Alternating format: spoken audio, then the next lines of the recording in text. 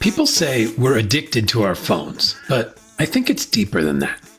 We're addicted to the absence of silence. The idea of spending one quiet minute alone with our thoughts terrifies us. So we grab our distraction devices and keep the inner voices at bay for a little longer. It's hard to know who we really are if we never listen to those voices. And how could we possibly know what we want from life if we don't know who we are? So we end up chasing someone else's dream. Our families, our friends, that person on TikTok who just seems like they have it all together, you know? We're always hungry, never satisfied. If we want to get clear on what we actually want, we need to sit in silence and spend some time in the muck, according to Bonnie Wan, former ad agency strategy executive and author of The Life Brief. The muck is where truth lives, where our intuition lives, where clarity emerges. This is the heart of the Life Brief process. First, we get messy. Then we get clear. Then we get active, just like agency folks have done with clients for years. The tools we've used to serve our clients are the same tools that will allow us to live the life we truly want and do the work we were meant to do. Work that AI can never do. Deep, intuitive work that solves real problems. Do we really want to spend our time cranking out more mindless content? We're meant for so much more. If you want to explore what that could look like, you should reach out to Bonnie about her January virtual retreat, and you should absolutely read her book. It's amazing. Welcome to the DesuckifyWork podcast, the show where we cut through the BS and find ways to make work more fun, more human, and less ridiculous. All of which makes your business more profitable, by the way. If you enjoy this one, please like, share, rate, review, or subscribe to the podcast. Let the desuckifying begin. Here's Bonnie.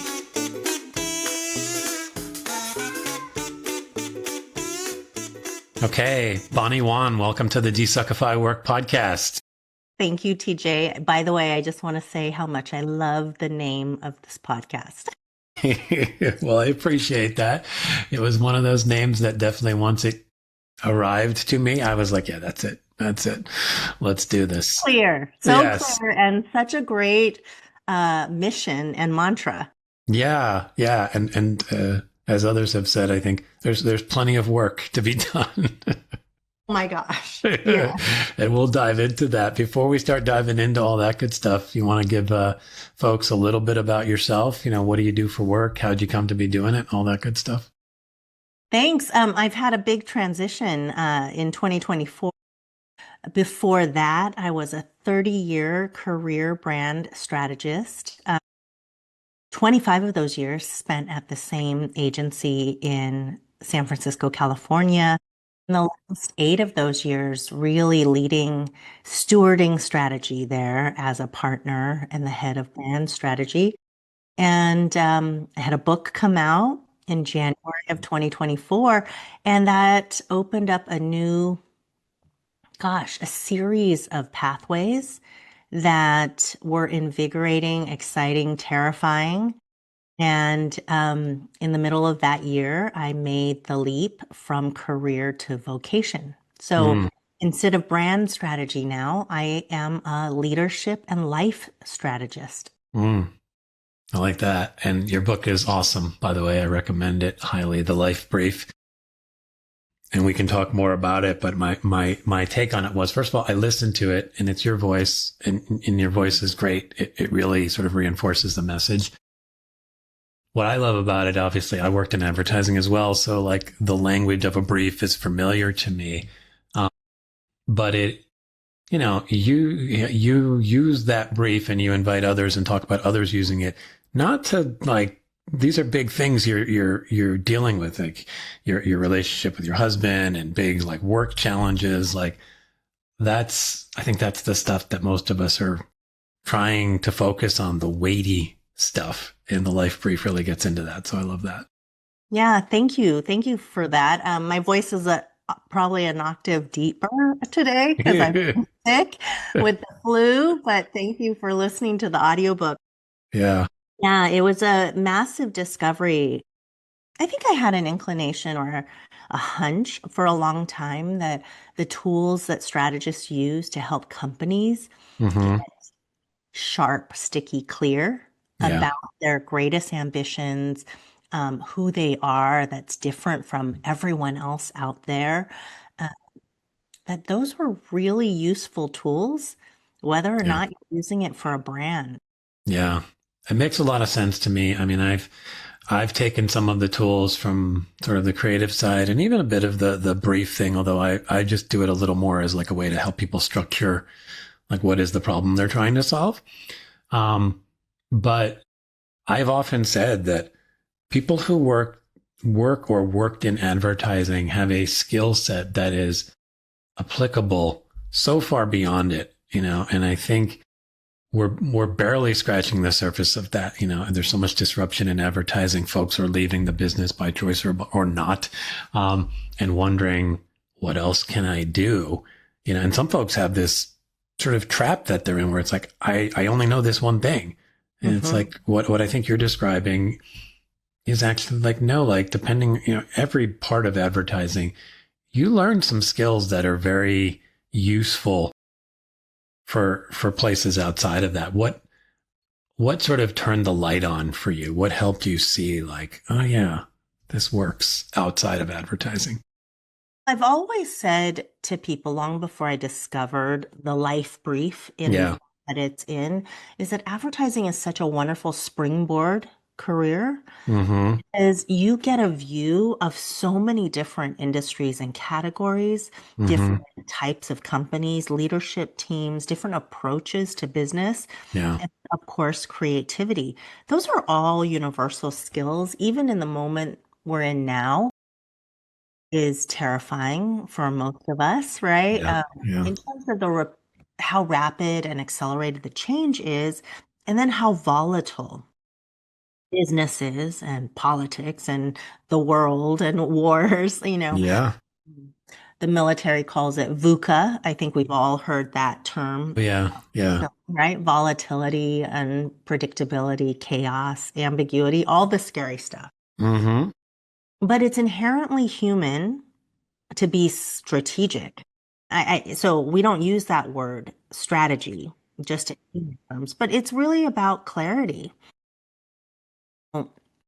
Strategy is, having a radar for getting really clear and finding the shortest path to the thing that you want. I think we Yeah. have intuition and instinct for that. Our brains talk ourselves out of it a lot Mm-hmm. and our fears and all that. But creativity, what is a creative solution to this problem? That's not industry specific. But I do think the changes right now are hard for people who have been really specialized in the crafting Yeah. advertising. Mm-hmm. But they have been, at least through osmosis, around the big thinking in Yeah. terms of strategy, big creative ideas, which are ultimately solutions to problems. Yeah. And so those things are timeless and universal. Yeah. And it's funny because I think back to my time as a creative, and a lot of times as creatives, we're like, we want to dig into the bigger, juicier problems. Like, so there is the craft of it, how well I write the thing or how well I art direct or design the thing. And that matters to most creatives for sure.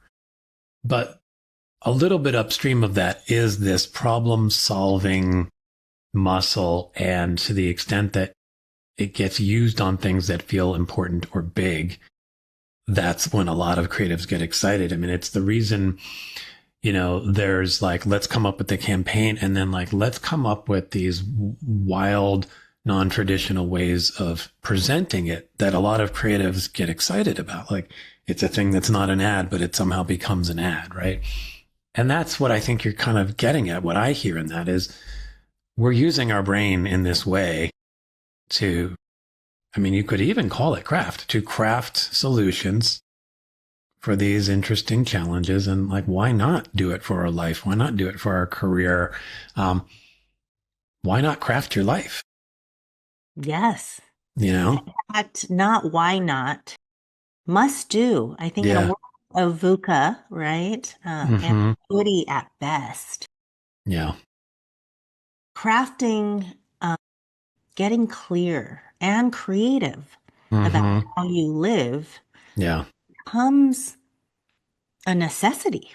Hmm. Otherwise, you're a victim to circumstance. You're a victim to change. Hmm. You can actually harness your own self-directedness and personal agency if you can get clear about what you want, about what who you are, about what is sacred and non-negotiable to you. That's Mm. what this practice is about. Yeah. And when you are clear about those things, you get to steer your life. And unlike a plan, which has mapped out every brick that gets laid in the road, Yeah. the playbooks of the past, they no longer work for where we're headed, right? They've all Hmm. evaporated. Yep. But when you have the clarity about who you are, what you want, where you want to go, how you want to show up, what is enough, now you have a compass and a steering wheel, and you can flex as unexpected things come at you. Yeah. Mm. Yeah. I like that distinction. It's not a plan. It's not like a literal roadmap of every point. And it's like, in a year, I'm going to be doing this. It's like, we all know that that's not real. Right. So the idea that it's, yeah, got Well, the it used steering to wheel. be real in a very predictable world. You could Yeah. plan, Yeah. Yeah. right?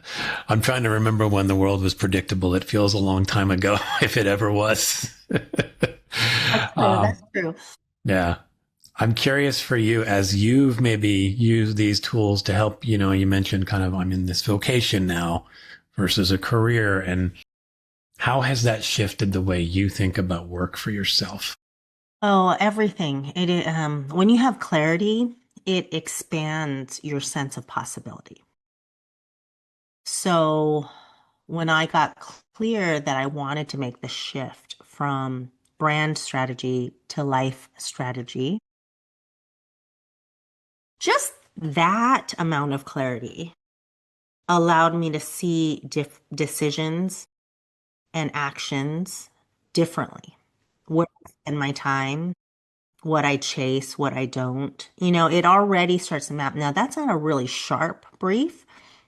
It is the first layer of clarity. I am ready. I always ask people, what are you ready for? Already embodying. What do you choose? Because these are the frames of agency where you are steering your life. And so when I invite people to write a brief for any part of your life, and so I just want to be clear, I don't know that my book made it clear enough to people, but you can write many briefs Hmm. for your life. Yeah. Well, it's really focusing in on a part of your life that's Hmm. gripping you right now, that's got you in the crosshairs. Yeah. Can't stop thinking about. You're thinking about it when you go to bed. You're thinking, Hmm. wake up at 3 a.m. You're thinking about it when you wake up, right? You're Yep. thinking about it when you're in a shower. Um, Hmm. that's a grip. Yeah. So any part of your life that's gripping you, you can write a brief for. Hmm. And briefs are, again, driven by clarity, which then drives strategy and unlocks possibility, which is creativity, right? Hmm. Yeah. And so that simple brief of, okay, I'm ready to make this shift. Now, I needed other briefs around it because I'm a mom of four. We also have a dog.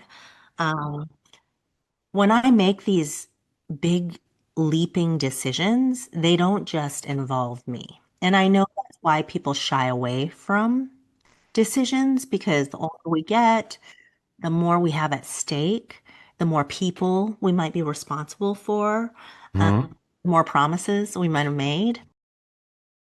And so it becomes really scary to think about, well, how do I make a a shift for myself that is me centered?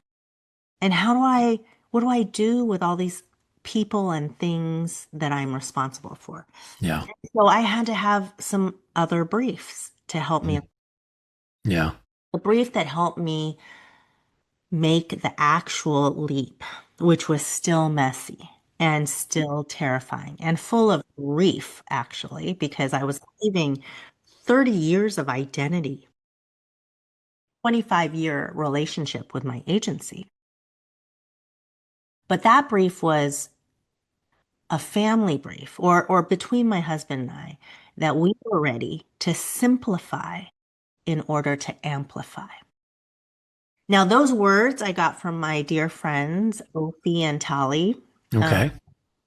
But when I heard the phrase, I borrowed it. So that's the other thing about writing briefs. You can steal. You Yeah. know, if there's a lyric in a song or the title of a book Mm-hmm. or a famous quote and that resonates with you, take it. Take it Yeah. as a brief. You don't have to be original here. It Mm-hmm.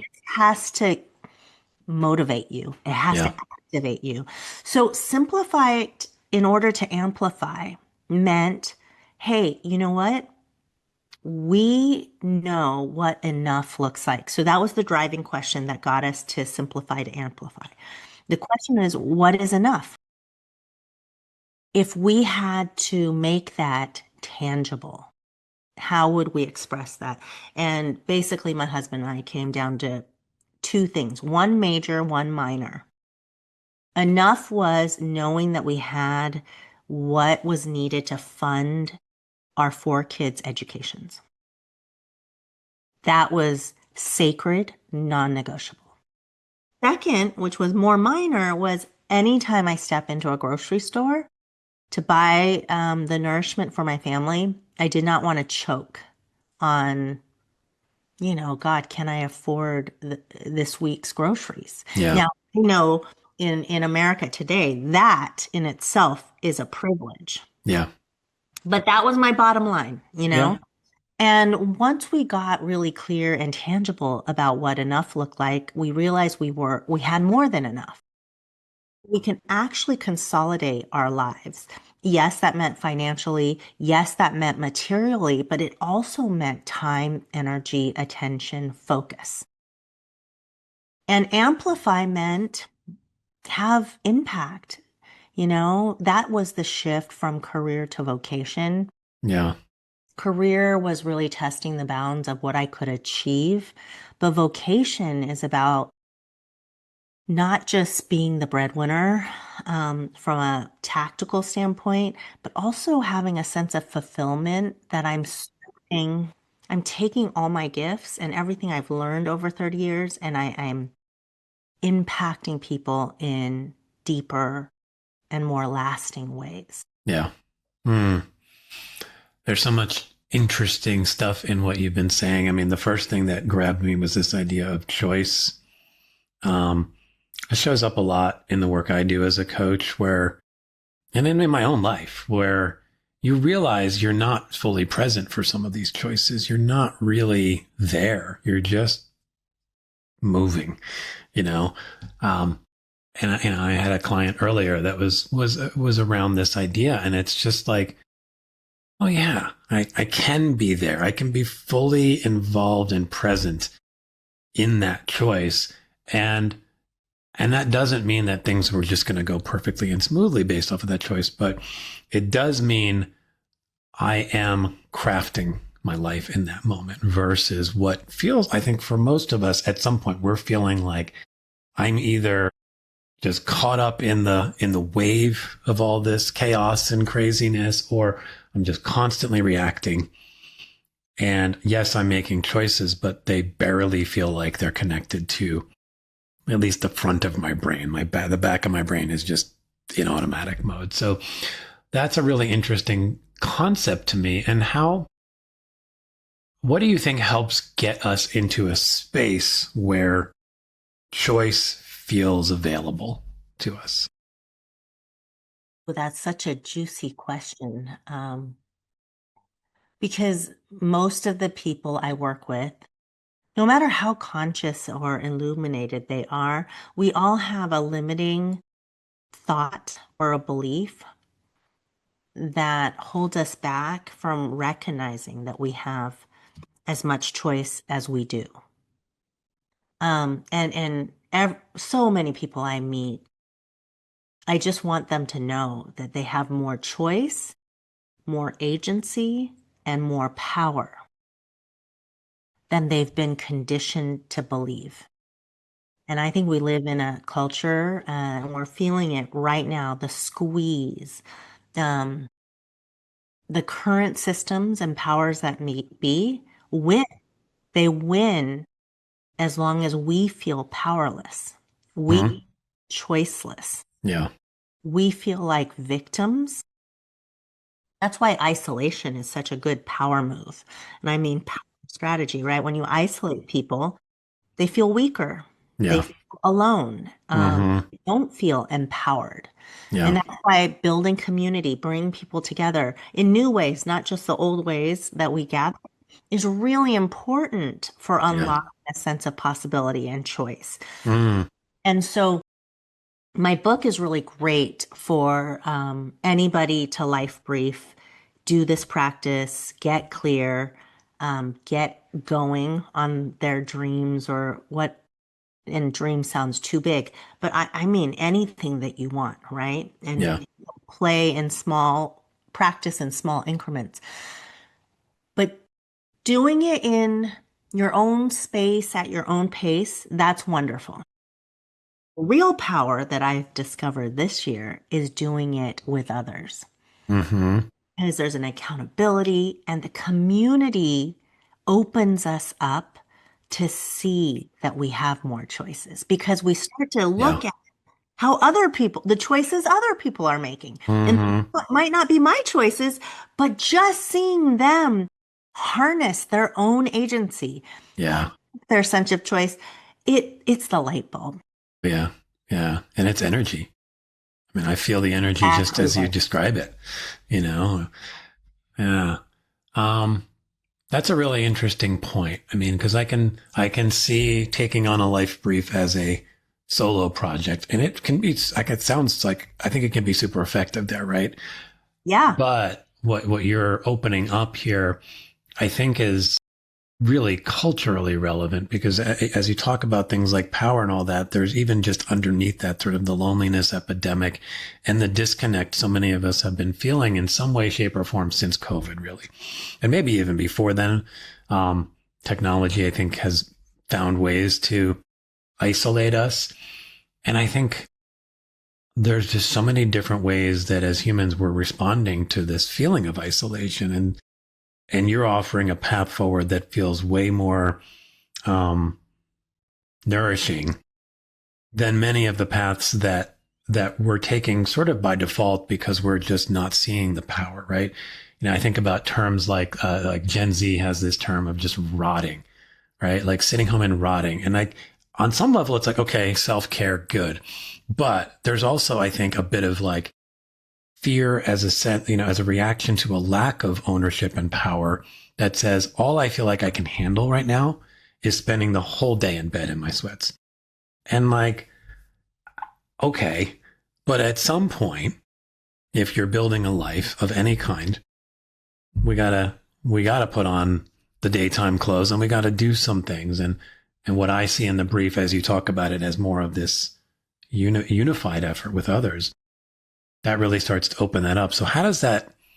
How have you found ways to invite that into your life, and what might others be able to do to move beyond? You know, let's say they try a solo life brief, and it's, you know, hey, I just want to take better care of my house and just like keep it more clean or something like that. It's like, great, you did that. And No, no. now they want to tackle something that invites more of this communal community kind of a thing. How did it hit you to invite more of that, and how might others do the same? This was the biggest unlock in publishing the book and getting it out there. Um, is I started to see how does the audience, what does the audience do with it, and how Mm-hmm. they use it, and how do they want to use it? Yeah.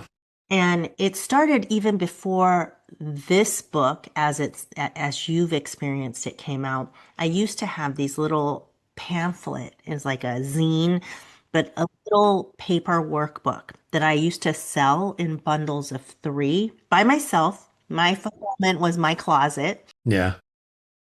because I used to give them away at my talks before I was even invited to write a book, and then people would email me and say, "Can I have more of those?" Printed a whole bunch up. I sold them on the website, my website, and people started buying like not just a three pack, but maybe five three packs Hmm. or three three packs. And I was like, what was going on? Yeah. So I reach out to some people and they say, oh, I want a life brief with my team at work. Hmm. That was my first multi workbook sale. And then people just kept coming in. I'm going away on a girlfriend's weekend. We want a life brief. Or my church group is getting together. We would like a life brief. So I started to see, oh gosh, interesting. People want to do it with other people. And then when the book launched, I started getting speaking invitations. And they were always to communities of people, like Chief or YPO, World 50, or Liberty Road. And it was really interesting. And can you come teach at my retreat? Hmm. So every time I went to speak, I said, how could I best serve your audience? Hmm. There was a major thread through all of them. They said, listen, our community is sick of networking, superficial conversations, but the questions you bake in to this practice, into the life brief, those are real, juicy, meaningful ways to get to know each other. And Hmm. we want our community members to experience each other in deeper ways. And this isn't just everyday people. This includes C-suites. So I had a Yeah. YPO group, Hmm. all founders or CEOs, tiny group of maybe six or seven. They'd been meeting together for 3 years. And I asked, why are you bringing the life brief in? And they said, well, we know everything about each other's businesses and who we are as leaders. We want to know about each other as people. Interesting. Yeah. So it's exactly what the audience wants. Yeah. Gave me the clue that there was something bigger. Now, in terms of how to do it, I now lead virtual retreats. So Hmm. January is the big virtual retreat time, but I still do it in a very intimate way. So I do it online so we can build community that way. And Hmm. uh, there's a lot of challenges with doing things online. But again, the power of this practice, it brings people and invites them and gives them permission to show up in deeper ways, even if we're on Zoom. And I held four of them this year, and they were mind blowing, Hmm. mind blowing. Just, Yeah. it was such an honor and gift to be witness Yeah. to the arc of transformation for people. Hmm. So many stories came out of it. And then next year, I'm going to start in-person retreats. Oh, very cool. I mean, I think both of those have a lot of value, right? Simply logistically, not everybody can come to an in-person retreat, so you create opportunity there.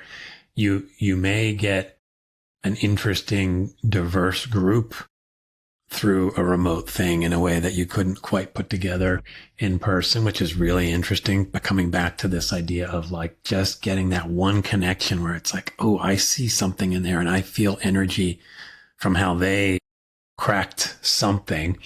So all of that, I think it's both of those sound amazing. I wonder if you're open to talking a little bit about like what is the meat of the life brief? How does it work? Let's say whether it's one of these retreats or whatever, what are the steps involved? Yeah, it's a very simple framework. Doesn't Yeah. mean it's easy. Yeah. It's a three-part framework, and the retreats really follow that framework. The first is the most important. It's getting messy, and that is perhaps the most challenging for a lot of people. But you Yeah. have to get messy before you get clear, which is part two. And then, shockingly, part three, getting active. is the outcome of the clarity. Yeah. So action become decision making, um, ideas and action becomes almost organically easy once you have that level of clarity. Yeah. But in order to get to the essence of the truth in clarity, you have to allow yourself to generate the ingredients and kind of step into the muck of your life. And that is what people resist, you know? Yeah. What, Um, how does that work? What is a useful way to step into the muck so that it can be generative for you? yeah. So it's just like what strategists do all the time. We start with questions. It's about being curious about your own life, repeating the stories that have been on loop in your own mind, and just step into some questions. I provide some through the book and some creative exercises, I would say, to get us out of our rational mind. But you can come up with your own questions, or you can have somebody else come up with questions, but it's really meeting your life or the part of your life that's gripping you with curiosity. So, Yeah. as I said, one of the most penetrating, powerful questions for me to answer before I made the leap from career to vocation was, what is enough? Mm-hmm. Yeah. What do you want is the ultimate question. And Yeah. what I mean by that is, in my heart of hearts, do I really truly want, Yeah. haven't even allowed myself to admit yet. Mm. Hmm. That is such a hard question, I think, for most of us. I think about it even just for myself, and I think about it for clients, and it's like almost like you have to ask some of these other questions first and just start to Warm chip up. away and warm up and get your mind in a place of even willing to explore and more deeply examine. But what I also notice is, and I think this is probably true at any age, but I think if you at least reach sort of midlife, you have those stories are deeply embedded, and you they're not all yours, right? I mean, the stories layer on as soon as we're aware as a human, and we're just trying them on, shedding some, but some of them, for whatever reasons, and this is probably more deeper psychology than I might fully know, but I think we've all experienced it, where it's just like who am I? Yeah. Like That's a at my hard core. question too, right? Yeah, Just like, what do I really, really want? Who am I? Those are really tough questions. That's yeah, why the beginning of the book doesn't start. It starts with the question to be provocative, yeah, but the first chapter really takes the first step, which is practice dropping into your quiet. And so, if we're going to talk in scientific terms, we have many different kinds of brain waves. Our beta brain waves are what's operating when we're at work or we're typically, kind of multitasking, nailing it, showing up to the fury of the day. You know, that is beta. It is active. It is all about doing, getting stuff done. There's another type of brainwave called your theta brainwaves. So if beta is about doing, theta is about being. It's activated through stillness. And it is the source of both your intuition and your creativity. So isn't that interesting? yeah, The same brain waves activate intuition, which is our deeper wisdom, our knowing, our crystallized intelligence, yeah. and then our creativity, our ability to see overlooked solutions to Yeah. problems. Hmm. And, now anyone listening that's like, okay, that's so West Coast woo-woo, too much. Well, California, Portland, Uh-huh. Oregon. But Yeah. what I was inspired by is the people who really practice activating theta brainwaves are Yeah. the Navy SEALs. Mm. Interesting. Yeah. Yeah. This Can't is get much not more just about non-woo-woo monks. than that. Yeah. Yeah, Yeah. because guess what? If you're down under water 20, 30 feet deep, I don't know water, so forgive Yeah. my ignorance. Yeah. But and it's life or death stakes. What happens when you tap into your beta brainwaves? Yeah. You panic and Yeah. you Overthink, get frozen. yeah, or you panic and you literally activate yourself to death, right? Because Yeah. you lose your Yeah. oxygen. But your theta brainwaves is this deep, active presence where you slow your entire body down Hmm. and it allows you to examine the circumstances as they are, come up with a solution in the Yeah. moment. Hmm. That's why it's so critical. And most of us are not in life or death, high stakes, that kind Right. of Yeah. situation. We might think we Yeah. are. The body feels like it sometimes. Yeah. Yeah. So the Yeah. first step of life briefing and getting messy is not answering the question. Yeah. It's finding stillness so that you can access the answers that are already inside you. Yeah. Mm. That's great. I mean, it's amazing how hard it is to be quiet and to be still and, amplified by a million, probably by all of the things we've already talked about, the chaos, the VUCA, the technology, How about just right? our phones? Yeah. I mean, our phones are just, the enemy of stillness, right? I mean, it's so funny. Like, I think one of the scarier questions you could ask somebody is just go sit for 5 minutes and like just listen, notice your thoughts. That's it. Don't do anything with them. Just I notice love them. that. Just notice. Yeah. And it's like, even as I say it, I can get a little tense because I'm like, I know 10 seconds in, my body wants to go back into beta. Like it wants to, beta's comfortable, right? Beta is full of dopamine. Beta is adrenaline fuel, right? We're in a business culture, bias for action, Yeah. you Yeah. know, nail it, nail it, nail it. That's the dopamine, right? Hmm. But the fact is, if you're a leader and you're always in beta, Yeah. you are burning yourself out. Hmm. You're burning your people out, and you're not giving them the clarity they need to find their own agency, knock it out of the park. Yeah. They're just reacting to your reactions. Yeah. You're reacting to the circumstances, and then they follow you by reacting to you. Mm.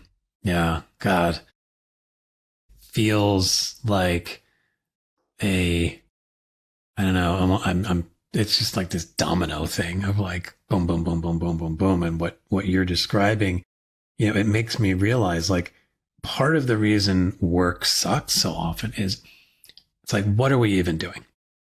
That's the Yeah. question. Like, what are we even doing? And sometimes that's big picture, like, why do we exist? Why does this agency exist or this company? Like, what are we, but a lot of times it's just like a basic process of like, why?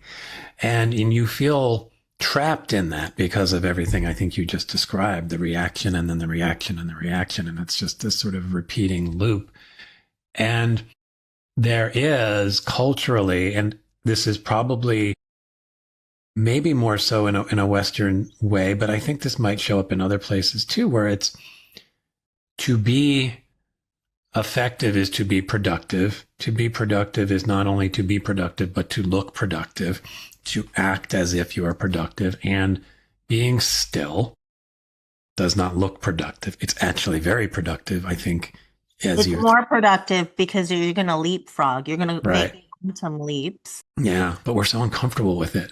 We are. But here's what's changing, right? Yeah. We all know the AI conversation. But Mm-hmm. guess who is more productive than any human? terms of computing facts, aggregating, analyzing, calculating, Yeah. and doing other things that we never even expected. Yeah. So productivity is gone to the machines. Mm-hmm. So where's your value as a person? Mm-hmm. It's your intuition Mm-hmm. and your creativity. Yeah. Mm. And Yeah. which brainwaves produce intuition and creativity? Yeah. Not the beta doing. Yeah. I mean, that theta, it almost makes me think as companies, agencies, all of that stuff. And I feel this from so many people right now. Right now, people feel like they're in reactive mode. AI is this thing coming at me, and I'm just reacting to the very surface of it. What can it do? What can it do? How can my team get better at it quickly? And those are not bad things to be thinking. But again, what are we even doing? I think comes out of that. Like, where are we going? If we have tools that can be productive in the way that humans have traditionally exercised productivity, then how should we, how might we show up? And what can we do to even ponder those questions? I mean, I think the life brief obviously feels like a wonderful way to do that. But I think at its core, what you're saying is we need a little more stillness and a little more time to access the deeper wisdom within us. And I don't feel a lot of that happening right now because what Not because AI, people are panicking. It's yeah, like that underwater situation. They're yeah, panicking and dying. yeah, I don't want to make yeah, I don't want to make light of death, but the jobs are getting killed yeah, and we're panicking, right? hmm, And I see so much on LinkedIn from our world, our shared world, yeah, advertising hmm, saying, creativity is dead. It's all gone to the data. Well, if you're going to look at it at one level, it looks that way. yeah, But what has also another way to look at it, if we were to reframe it, is AI has taken on the invisible hard labor hmm, of the analysis, yeah, which creates actually more space, hmm, creativity, yeah, true creativity. So yeah, that, again, going back to the beginning of our conversation, we're not talking about craft because AI is doing the craft. yeah, But the true creativity is the innovative solutions to the problems we face, mm, right? yeah, I have a great friend, client, colleague. She's the CEO. Her name is Ian Ronnie. She's the CEO of Milk, the mm, dairy industry. And I asked her, what do you look for in an agency partner? yeah, And she said, I want creativity, not just creative. mm, hmm, So yeah, that is the distinction, right? yeah. Are That's, we here to solve problems, business problems, brand problems, audience problems with hmm, true creativity that yeah, isn't media specific, right? Media. Or are we here to sell assets? And she's just very clear the kind of partners she wanted to, play with or yeah, with are the ones who are capable of looking at problems and coming to real creative solutions yeah, rather than selling the work. yeah. That's such a good distinction there as well, because I think even before AI, we were traveling down a path of, um, the word content comes up, right? Everything suddenly became content. So it wasn't even creative anymore. It was content. And I think everyone felt what that word meant, which was disposable assets created at speed to fill buckets of media space or something else, right? And AI is sort of just amplifying all of those trends. And what AI is surfacing is it really wasn't creative. That wasn't us using our creative minds in the best way. The initial thinking behind the campaign or that initial idea, yes. And it wasn't even really craft in the way I think most of us think about it. I mean, there's so much more craft in writing the really smart brand statement, right? And yeah, AI can do that. But I think when you get a really good one, it's not because of AI. It's all of the human intuition that comes through in that. And AI can help you get there faster, yeah, right? yeah. But there's still craft in it, right? Versus like, I am going to create 17 versions of this Facebook ad or this digital thing, or, here's a video and I'm going to splice it. Yeah, that content stuff. Like, I think if you ask most creatives and probably most people in the business, they'd be like, I'd be happy not to do that, but what else can I do? And there's this fear lives in the gap of how many clients are like your CEO friend at Milk, and how many clients are panicking and in that fear-based space of, I still need the 500 assets that follow, and that's your job. And to the extent that AI can do it 10 times faster, I only want 2 people on my team instead of 10. And that's that weird space.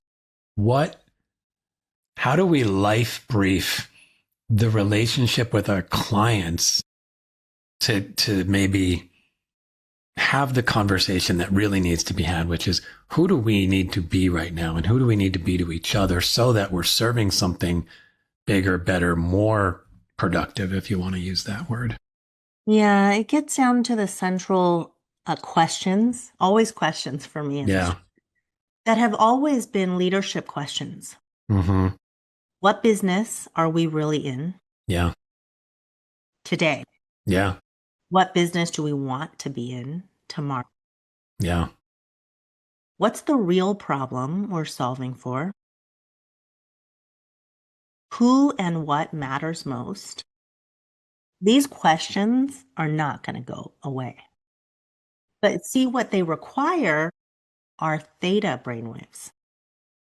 Require the hard work of stillness and sitting with the question, to bear the intersection of your intuition, your wisdom, and your intellect. Yeah. And AI can inform the intellect with the figures and the analysis far faster than the people we used to employ. Yeah. And I'm not advocating for replacing people. I'm advocating for getting them to spend their time differently, Yeah. to put their attention and their creativity Yeah. and their strategic rigor applied in different ways. Yeah. Let AI do what AI does, Mm-hmm. which, if we were confident about our skill sets in the other realm, Yeah. we should be relishing this, right? Yeah. Yeah. But a lot of people have been focused on the assets, the content, execution, and sometimes craft. But Yeah. craft, you're right. Craft has a quality and a taste and a rigor, Yeah. and craft can blow your mind, right? But Yeah. it's not the type of craft that we used to talk about in terms of, again, the assets. Yeah. Making the thing. Yeah. Yeah. I mean, as you're describing this, couple thoughts, right? It's like you said, like, what business are we in? And I think in some ways we are almost trapped by the word advertising because it evokes a certain thing. It's like advertising is creating assets to fill the media buy. I mean, at its sort of base level. We've always been more than that. Like, I think everybody who's worked at an agency knows, like, you get invited to solve some of those bigger problems, but it's not necessarily how we're viewed as an industry, right? And so there's work And to be done. the good agencies will say, well, we're in the business of creativity. But what you're bringing up is, are we really? Yeah. What's coming out of our agencies that Yeah. are creative ways of driving business? Yeah. I think we've probably drastically undervalued what we actually can bring. And I think we're now at this sort of nexus that's forcing us to think it. And I think for as much as agencies are currently maybe investing in, hey, I got to get my team up to speed on AI. Great. I think there needs to be as much investment on the stuff you're talking about, so that we are accessing the theta waves, right? We need to, like, what does that look like? What training, retreats, sessions? What is the practice and process of our work so that we can consistently access that part of ourselves? Because as we're currently structured, and I don't see too many agencies doing it differently, it's the very opposite. It is just constantly sprint and stay in beta and often be overwhelmed, right? Yeah. And the leadership equivalent of retreat is taking your leadership way, right? Yeah, the offsite kind of thing. The offsite to turn people on. Yeah. And turn people on to the real conversations that you are avoiding. Yeah. Or too busy to have. Just facilitated a 4-hour, almost 5-hour session with a very lean leadership team. And it was just gold coming out. Yeah. The debates were so juicy. And about 2/3 of the way through, the two big unlocks came out of someone's mouth that just changed the entire trajectory of not just what they've been thinking, but what they could be thinking for the next 5 to 10 years. Yeah. We're just avoiding having the conversations or getting around those big fundamental problems. Yeah. And it's, as you described it, and I even hear it, like the energy that comes out of you when you like, oh my God, this unlock. Well, like, wouldn't it be cool to feel that? Like, I think we almost feel, because of the weight of the world, like that's not even accessible to me anymore, to feel that joy of discovery and pursuit and excitement about what is possible. It is hard to feel that when you are alone. So getting back to the isolation, we used to see the Mad Men era, right? Where Don Draper could go in his cave, have 4 martinis, and then come out with the answer. Here's the thing. Yeah. Business, culture, life, technology, it's moving so fast. There's no more lone wolf hero, strategists, creatives, leaders, etc. It's in the community of the brain vault, of your leadership, of the team. Yeah. Individual strangers, right? Brilliance is going to come out of the room. Yeah. Not within one person. Like the era of the mic dropping smartest person in the room, which is the Don Draper model. The reveal. Yeah. Yeah. I think that's over. Yeah. Exist as a leader, not to be the smartest person in the room, but to make the entire room smarter. Yeah. Yeah. It reminds me of, I've had a couple of guests on the show who are speaking about things like collective intelligence and group intelligence, and that is actually sort of where we're stepping into. And I think you're talking about the same thing, that these big, juicy problems, they're not as simple as me just going, okay, Lucky Strike cigarettes, you're the man, or whatever the heck the line would be. Like it's deeper, and it's actually informed by, I don't know if this is technically true, but what I'm feeling is like the sense that those theta waves are almost being shared in some space. And there's a magnification that I'm feeling from that. Yeah.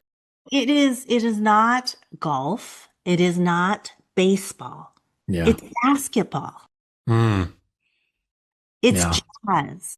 Jazz. I love that. Yeah. Yeah. Yeah. I think, and I think that comes back even down to life sometimes, that like life is a little more jazz. Like you kind of like know, like we're all in the groove, kind of know where we're maybe thinking we're going to head, but then, hey, I'm going to go head over here. You want to come join me? Like, and And then, that's why I love these life brief retreats where yeah, individuals who don't know each other, or sometimes they know each other a little bit, but not yeah. well, they come together and it is like jazz. Mm-hmm. See the Yeah. sparks fly when Mm-hmm. somebody gets vulnerable and shares something bold. You see the energy start to, Yeah. intensify in the room, and people are like, "Oh my God, that made me think of da da da." Yeah. What that unlocked in me is, XYZ. So there it is jazzy, and Mm-hmm. I feel so fortunate to get to experience that from Yeah. leadership teams, from individuals all the time now. Mm.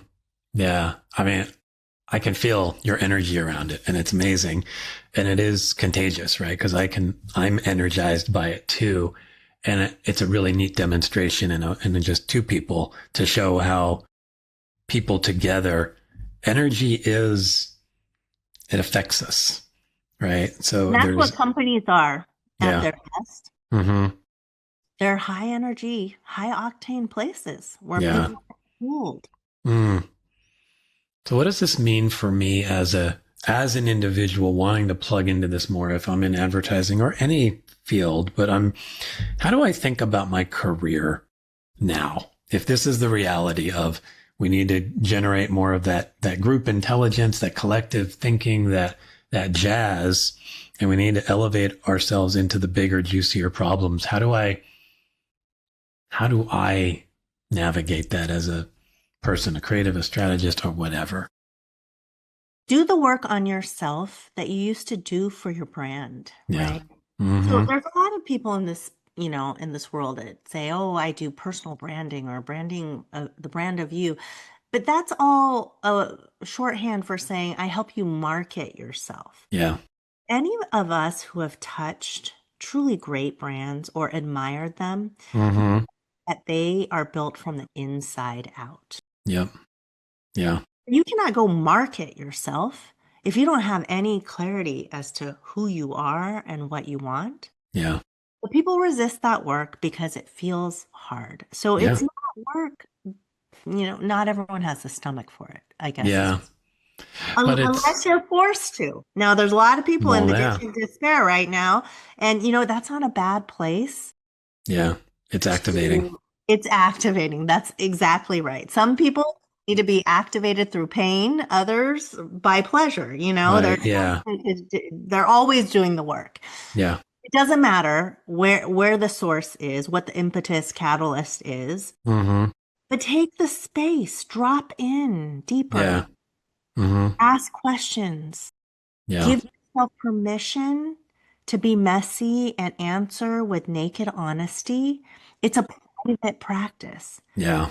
only Yeah. between you and yourself. But if you can't get nakedly honest with yourself, Yeah.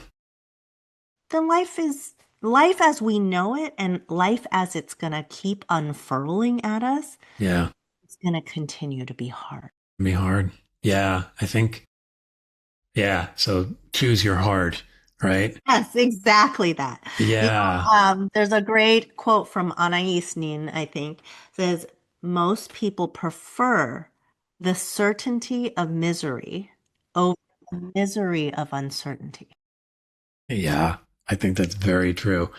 And I think, uh, it's a really hard space, and I want to acknowledge it's a hard space, but I love how you invite people into it. And I think, the thing about personal branding struck me. I mean, I had this thought slash line that I occasionally use on my website, but it's you're not developing a personal brand, you're developing a person, Yes. right? I mean, that's really like what I hear in what you're saying. It's like, and then the brand emanates from that. It's similar to the way you described your life brief, like do the messy work, sit in the mess and get creative. And then like the ideas from there are natural and they flow. And that's like the best work that any of us have done in advertising is that when you sit in the mess and then you come around and you coalesce around, oh, this thing. Like as a creative, when I get that brief from the strategist or we're talking about that brief and I feel that, that's the energy. That's the goosebumps. I cannot wait because I'm literally like writing stuff in my brain as I read this because it's so generative. Yeah, And I think that's in what you order can to get access. to that place, just Yeah. like you said, it was hard, It right? was hard. Yeah. It was. Stewing in the unknown, stewing in the what is the Yeah. problem here? That's the search. So Hmm. there's really no excuse for people in our industry to do Yeah. this. You do Yeah. it all the time. I You know. know this kind of hard. Yeah. It really is interesting because I'll bring something like that up to clients sometimes and I can tell they get it. Like, yeah, okay. But there is something about you as the client, the pressure that you feel on that. And so I've even invited people to literally like speak about yourself in the third person, Hmm. to That's a just great. start to open that door up because I is weighty. He, she, they is like, oh, okay. And then just play there. And eventually I think you'll come back. It'll come back to you, but it's just like finding some way to break open the door into the muck. And then I think once you're in it, after some period of time, you're more conditioned to it. And then you can Yeah. play a little more in there. And you can't, I think that's a brilliant way is to think of it as the you yourself in the third person and take the pressure off, but Yeah. also invite other people into the muck with Yeah. you. Mm-hmm. That Yeah. gets you to play right from the start. Yeah. It's a You great don't point. have to carry this alone. Do it with your leadership team. Do Mm-hmm. it with your friends. Do it Yeah. with the people you respect. Mm-hmm. Strangers. I don't know. Yeah. Yeah. I mean, you Sometimes could. it's easier. It could Sometimes be it's easier to easier. do it with strangers, you know? Yeah. Yeah. You're not as vulnerable in the same way. Yeah. I'm curious for you, all this stuff you're doing, and you mentioned that being a vocation. What what is the mark you're trying or hoping to leave on the world with this work? I want to unlock as many people as I possibly can until the day that I go and unlock them to their own clarity, their own personal truth on how Yeah. what they want to do in their own lives, their agency, and like we said before, unlock their sense of choice and power. Yeah. Mm. I really love the connection to power because I think it's a big word, but I think it needs to be big. I think we need to recognize just how big we can be and how, We can, I yeah, guarantee it, but we're all feeling depleted of that power. percent. Yeah. I feel it some days, definitely. Like there are days where I'm like, oh God, what can I actually do today? And I have to remind myself of a lot of the stuff that you're talking about here. Well, I'm curious. I've asked you a number of questions. Do you have a question you'd like to pose to our audience? Yeah, what matters most to you? You cannot do it all, but you can do all that matters. Are you clear about what matters most to you? Yeah, that's a great question. And some days I feel like I'm living in that question every day, like just chipping away at it. Right. And I think sometimes that is its own process, meaning being okay with this is what I know today really matters to me. And if I'm Or this comfortable is what matters most today. right now, yeah, and know that it may evolve or know that I may scrape into another layer of awareness that might pop something and being okay with a little bit of it. That's like the jazz thing of like, okay, I see that thing. And now I'm like, ooh, I'm going to chase that for a little bit. So if you could wave a magic wand and fully desuckify the world of work for people, what does that look like? We already talked about it, probably ad nauseum, but clarity, Yeah. because clarity unlocks confidence, clarity unlocks creativity, Mm-hmm. clarity ripples, clarity drives action. Yeah. Mm. I think a lot of folks would be pleased with finding more clarity in their lives and their work and all of it right now. Well, I want to take a moment and have a little fun before we sign off. If you've listened to my show at all, you hear lots of little cat meows and other stuff in the intro and outro of the show. That's my way of having fun and engaging with play in my life. But I always invite the guests to bring their own bit of playfulness with a sound effect. So do you have a sound you'd like to share with us? Yes. Bing. What's the meaning behind that for you? I was going to say bingo or bing. It's the aha sound. Yes. That's when clarity emerges. Yeah. Yeah. That's it. Yeah. I like that. I mean, I think, again, there is a need for that. And I think you've done such a wonderful job, both here in this conversation and in your book and in the work you do of, one, I think, making that feel attainable and then giving people a pathway to actually activate it, right? It's not just an idea, but there is a way through that I can look at. And I think most people listening can probably go, oh, I could do that. Especially folks from our business go, I've done that a million times. Yeah. That's right. Turn it around on me. It is available to all of us. Yeah. But are you willing to be still? Yeah. Space. Yeah. Clear out some time, not all time, just small increments of time to get messy, to get clear. And then that's the hardest part. Yeah. Action is a byproduct of clarity. Yeah. I agree with that. So where can people find you online and learn more about all this cool stuff you're doing? Well, you can reach out to me through thelifebrief.com. Okay. And I have a January retreat. So if you're ready to kick off 2026 with the kind of atomic clarity we've been talking about right here, to walk through that process together, it's 4 classes over 4 weeks. It's very easy, but so potent. Come on the website, thelifebrief.com, and let's do this.